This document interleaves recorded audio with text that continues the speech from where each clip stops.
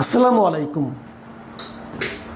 প্রিয় দর্শক, গত দুদিন ধরে সামাজিক মাধ্যমে একটা ভিডিও বেশ ভাইরালের মতো হয়েছে। আপনারা নিশ্চয়ই দেখেছেন যে চট্টগ্রামের দৃশ্য, যে ফুটপাত দিয়ে প্রায় 50-60 জন ছেলে, ইয়াং ছেলে, মুখে মাস্ক লাগানো, হাতে কারো হাতে লাঠি, কারো হাতে কুড়াল, এরকম বিভিন্ন অস্ত্র নিয়ে তারা হেঁটে আসছে এবং এসে একটা ব্যবসায়িক প্রতিষ্ঠানে ঢুকে সেখানে বেপরোয়া ভাঙচুর করতে থাকলো। এবং সেই ব্যবসায়িক প্রতিষ্ঠানে বেশিরভাগ টেবিলে যে কম্পিউটারগুলো ছিল সেগুলোতে বাইরে বাড়ি দিয়ে ভাঙলো, কুপিয়ে ভাঙলো। এবং কেউ দেখলাম যে ল্যাপটপগুলো হাতে করে নিয়ে চলে গেল। বীর দর্পে ঢুকলো, ভাঙচুর করে পুরো জিনিসটাকে একটা সাজানো গোছানো অফিসকে একটা ধ্বংসস্তূপে পরিণত করে তারা বেরিয়ে গেল।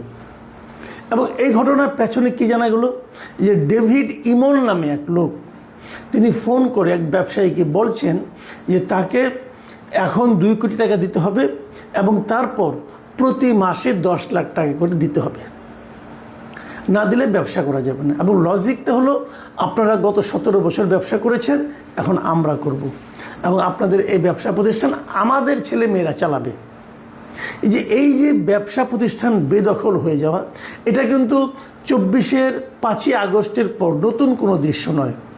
আমরা সবাই জানি বিভিন্ন জায়গায় 17 বছর আওয়ামী লীগ যখন ক্ষমতায় ছিল, আর কি 15 বছর, তার আগের 2 বছর, এই সময়ে যারা ব্যবসা করেছেন সারা দেশে, সন্দেহ নেই তারা সবাই মোটামুটি হয় আওয়ামী লীগের লোক, নাহলে আওয়ামী ভাবাপন্ন লোক, অথবা গুপ্ত আওয়ামী লীগ লোক, আপনি যেভাবে বলেন না কেন, তারাই একচেটিয়া ব্যবসা করেছে, এতে কোনো সন্দেহ নেই।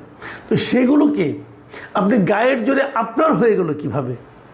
যদি তারা অন্যায়ভাবে ব্যবসা করে থাকে তাদের বিচার করেন, কোনো সমস্যা তো নেই, কিন্তু সেগুলো আপনার হলে গেলো। আপনি এখন ক্ষমতায় আছেন অথবা ক্ষমতায় যাবেন, আপনি এনসিপি করেন অথবা আপনি জামাত করেন অথবা আপনি বিএনপি করেন, অতএব এই ব্যবসা আপনার।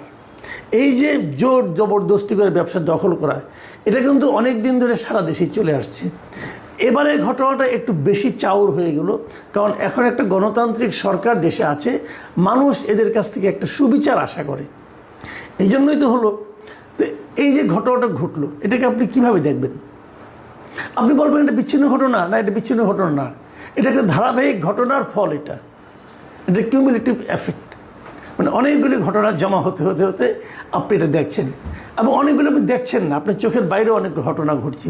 যখন জানাজানি হচ্ছে তখন একটা বিচার হচ্ছে। আমি একটা ছোট্ট ঘটনা বলি আপনাদেরকে, এই চট্টগ্রামের ঘটনা। কিছুদিন আগে আমার একটা কন্টেন্টে এক ভদ্রলোক একটা কমেন্ট করেছেন